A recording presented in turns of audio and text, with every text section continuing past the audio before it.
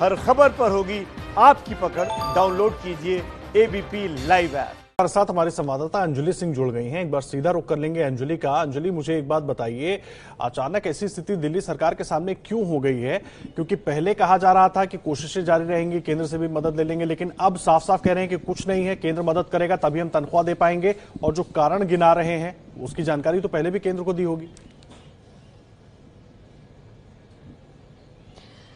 जी देखिए, साफ तौर पर जिस तरह से फंड की जहां तक बात करें तो ये टकराव की स्थिति जरूर देखने को मिल रही है, क्योंकि फंड की कमी है दिल्ली सरकार के पास। और इस बात को मुख्यमंत्री अरविंद केजरीवाल पहले भी सामने रख चुके हैं, क्योंकि अप्रैल के महीने के ही राजस्व की अगर बात करें तो करीब 3500 से 3600 करोड़ का राजस्व आता था। ये बात मुख्यमंत्री ने रखी थी, लेकिन लॉकडाउन के चलते सिर्फ 300 करोड़ के आसपास का ही राजस्व जो है वो आया दिल्ली सरकार के पास। तो ये अपने आप में एक बहुत बड़ी चुनौती है, इस कमी को, इस गैप को पूरा कर पाना। और यही वजह है कि जो आपदा फंड की बात की, जो उप मुख्यमंत्री ने सामने रखी, वो ये कहा उन्होंने कि उस आपदा फंड से कुछ दिल्ली सरकार को नहीं मिला और वैसी भी कोई वित्तीय मदद केंद्र से नहीं मिली है। और फिलहाल जो आंकड़े उन्होंने रखे हैं, 7000 करोड़ की जरूरत है, तो करीब 5000 करोड़ की मदद मांगी है। और इसी को लेकर वित्त मंत्री को चिट्ठी भी लिखी है। तो कोरोना से लड़ाई को लेकर अभी तक जो तालमेल है वो यही रहा है कि तमाम राज्य मिलकर चल रहे हैं, केंद्र के दिशा निर्देश के अनुसार काम कर रहे हैं। लेकिन अब जब बात आई है पैसों की, दिल्ली सरकार के पास तालमेल की आप बात कर रही हैं, अभी तक तो तालमेल दिखा, लेकिन अब वो तालमेल टूटता हुआ नजर इसलिए आ रहा है क्योंकि कुछ देर पहले दक्षिण दिल्ली के सांसद हमारे साथ जुड़े हुए थे फोन लाइन पर। उनका ये कहना था कि बजट पहले ही एलोकेट हो जाता है। हर महीने ऐसा थोड़ी होता है कि हर महीने हमारा रेवेन्यू कलेक्शन होता है और तब हम तनख्वाह बांटते हैं। बजट पहले ही एलोकेट हो चुका होता है, वो बजट सेपरेट होता है। उनका ये दावा था। इस पर कुछ कहा गया है क्या दिल्ली सरकार की तरफ से? जी देखिए, इस पर अभी कोई साफ जो प्रतिक्रिया है वो तो नहीं मिली है। लेकिन ये बात जरूर है कि निगमों की जहां तक बात करें तो निगम और दिल्ली सरकार के बीच में भी ये टकराव हमेशा रहा है। निगम की ओर से भी, उत्तरी दिल्ली नगर निगम की ओर से भी ये चिट्ठी लिखी गई थी मुख्यमंत्री अरविंद केजरीवाल को कि उनके एम्प्लॉयज को सैलरी नहीं मिल पा रही है। तो उन्होंने भी दिल्ली सरकार से मांग की थी कि फंड रिलीज किया जाए। तो ये चुनौती दिल्ली सरकार के सामने भी है। तो निगम और दिल्ली सरकार के स्तर पर भी देखें तो ये हम एक पुरानी लड़ाई देखते आ रहे हैं कि फंड की कमी हर बार दिल्ली सरकार बताती है और निगम का कहना होता है कि हमें सरकार पैसा नहीं दे रही है। ये टकराव रहता है। दिल्ली नगर निगम में बीजेपी की सरकार है और यहाँ दिल्ली में आम आदमी पार्टी की सरकार है। तो ये टकराव देखते हैं। और आज जब बात आई है केंद्र और दिल्ली सरकार के बीच की, तो ये भी एक टकराव देखने को मिल रहा है फंड को लेकर कि दिल्ली सरकार जो है वो कह रही है हमें। अंजलि, आप रहे मेरे साथ इस वक्त विजेंद्र गुप्ता साहब हमारे साथ जुड़ गए हैं, दिल्ली बीजेपी के नेता हैं। विजेंद्र गुप्ता साहब, मुझे एक बात बताइए, केजरीवाल सरकार का कहना है कि तनख्वाह देने के पैसे नहीं है उनके पास, आप लोग मदद नहीं कर रहे हैं। इस सरकार को तुरंत बर्खास्त कर देना चाहिए। ये गैर जिम्मेदार सरकार है। इन्होंने लॉकडाउन भी इसलिए खोल दिया रेड जोन में होने के बावजूद कि हमारे पास पैसे नहीं है। शराब की दुकानें इसलिए खोली जिसके कारण दिल्ली के अंदर कोरोना में जबरदस्त उछाल आ गया। आज दिल्ली देश का अकेला राज्य ऐसा है, और वो राज्य सबसे छोटा राज्य होने के बावजूद भी, सबसे छोटे राज्यों में से एक होने के बावजूद भी सबसे ज्यादा कोरोना के मामले दिल्ली में है। लोग परेशान हैं, बीमार हैं। आपने अपने तमाम जो भी व्यवस्थाएं थी वो पूरी कुव्यवस्था में बदल गई हैं। उसके बावजूद अब आप मुझे एक बात बताइए, लॉकडाउन खोलने के लिए तो सभी राज्य सहमत थे शर्तों के साथ। मैं फोकस कर रहा हूं दिल्ली पे आ रहा हूं, दिल्ली की बात समझना चाहता हूं। उनका दावा यह है कि वेतन देने के पैसे नहीं है, रेवेन्यू कलेक्शन नहीं हुआ है। उन्होंने 60,000 करोड़ रुपए सालाना उनका बजट है, और अभी एक महीने में वो इस तरह की बात कर रहे हैं। सिर्फ राजनीति कर रहे हैं, लोगों को गुमराह कर रहे हैं, दिल्ली में अव्यवस्था फैलाना चाहते हैं। मैं राष्ट्रपति जी से तो ये जरा समझाइए आप हमारे दर्शकों को कि ये बजट जो एलोकेट हो जाता है वो बजट कैसे आगे बढ़ता है? क्या वो हर महीने आता है या एक बार एलोकेट हो चुका होता है उसको अलग रखा जाता है? देखिए, ये सरकार का विषय है। उन्होंने 70% लीकर पे एक्साइज बढ़ाकर चार्ज किया, उसके रेट बढ़ा दिए। उन्होंने तमाम अपनी व्यवस्थाएं की है, पेट्रोल डीजल की कीमत बढ़ा दी, जनता पे जबरदस्त मार मारी है। उसके बावजूद पूरे देश के अंदर एक भी राज्य ने इस तरह की बात नहीं की है, एक भी सरकार इस तरह की हल्की बात नहीं कर रहे।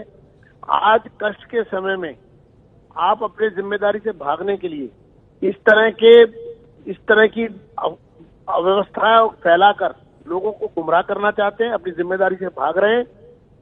कोरोना सिर्फ दिल्ली में नहीं हुआ है, पूरे देश में हुआ है। आज संकट पूरे देश में है, लेकिन जिस तरह से आप चिल्लाकर हल्ला करके अपनी जिम्मेदारी से बचने की कोशिश कर रहे हैं, ये सबसे फेल गवर्नमेंट है हिंदुस्तान की किसी भी राज्य की, जो गैर जिम्मेदार है और इस तरह के बहानेबाजी करके और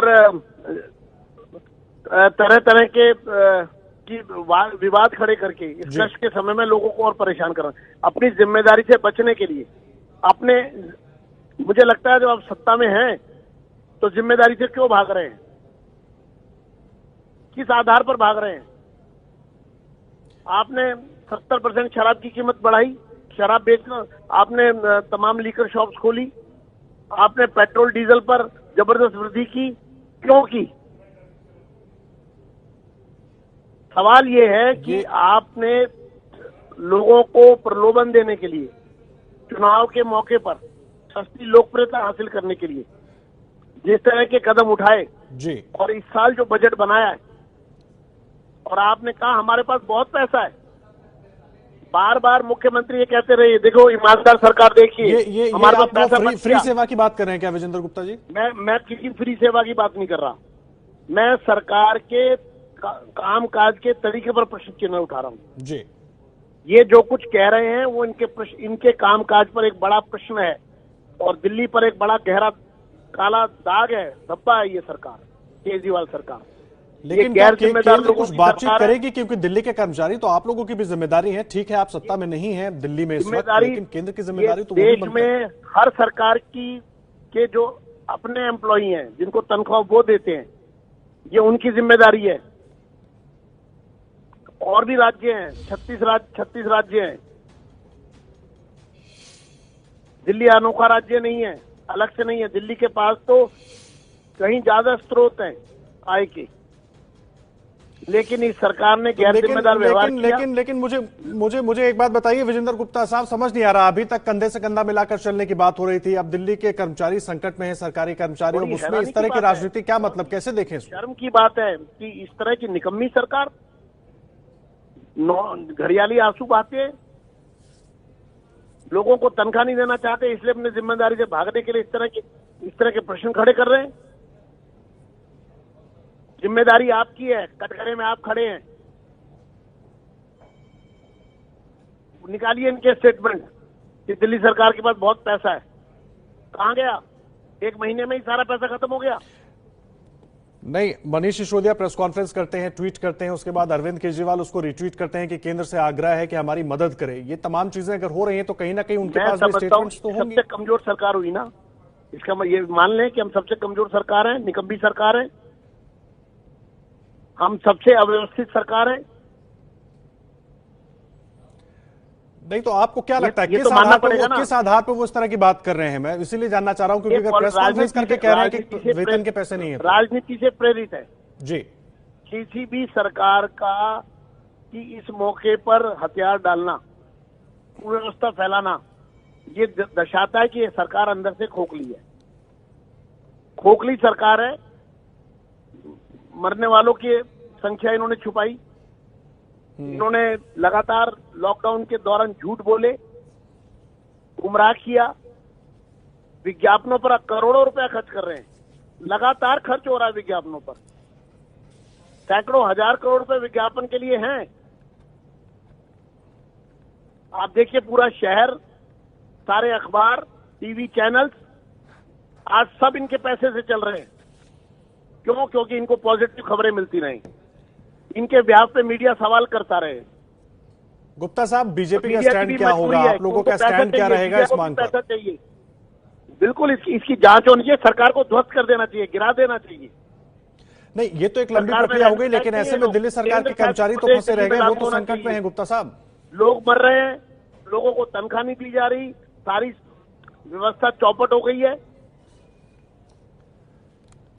दिल्ली को केंद्र शासित प्रदेश बनाना चाहिए तुरंत। केंद्र सरकार का यहाँ पर जो है केंद्र शासित से अर्थ ये है कि सरकार को बर्खास्त किया जाए और केंद्र अपने विजेंद्र हाथ में गुप्ता है। जी, मेरा तो सवाल हम यह है, जिम्मेदारी इन लें। सब के बीच जो दिल्ली सरकार के कर्मचारी फंसे हुए हैं, जो इस वक्त कोरोना से जंग में आगे खड़े नजर आ रहे हैं, वो बेचारे तो संकट में हैं, उनका क्या होगा? उनके लिए कौन सोचेगा? ये तो आपने उनसे सुना और आपने कहना शुरू कर दिया। नहीं, ये सवाल हम आपसे ये तो आप कर रहे हैं। सवाल उनका पक्ष जो उनसे था वो भी करिए। हमने बताया, आपका पक्ष भी हम दर्शकों को सुनवा रहे हैं।